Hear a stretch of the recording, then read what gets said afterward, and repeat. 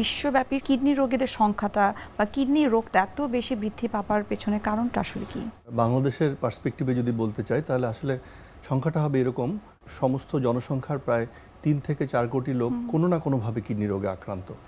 এর মধ্যে 40 থেকে 50 হাজার রোগী হঠাৎ আমরা যেটা বলি এন্ড স্টেজ রেনাল ডিজিজ বা একদম কিডনি বা ক্রনিক কিডনি ডিজিজের একেবারে শেষ ভাগ, কিডনি বিকল হয়ে যাচ্ছে বা কিডনি রোগের রেনাল রিপ্লেসমেন্ট থেরাপি লাগছে আর কি, হয় ডায়ালাইসিস অথবা ট্রান্সপ্লান্টেশন। সেরকম রোগীর সংখ্যা আসলে প্রতি বছর প্রায় 40 থেকে 50 হাজার।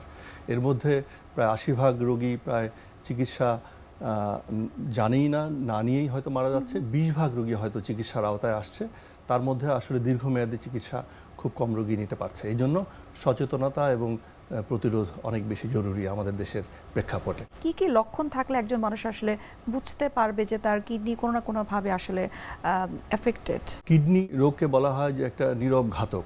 অনেক সময় দেখা যায় যে কোনো কোনো রোগী আমাদের কাছে হাসপাতালে এসে ভর্তি হয় যে কোনো ধরনের উপসর্গ ছাড়াই, শুধু দেখা যায় যে সে শুধু ক্লান্তি অনুভব করছে। সে বলছে যে আমার খুব ফ্যাটিক বা টায়ার্ড লাগে। তখন আমরা হয়তো দেখি যে তার রিপোর্টে দেখা যাচ্ছে সে অনেক বেশি রক্তশূন্যতা নিয়ে এসেছে, সিভিয়ার অ্যানিমিয়া নিয়ে এসে আমাদের কাছে প্রেজেন্ট করেছে। তখন অন্যান্য টেস্ট করে দেখা যায় তার কিডনি রোগ। এটা ছাড়া অনেক সময় দেখা যায় যে শরীর ফুলে গেছে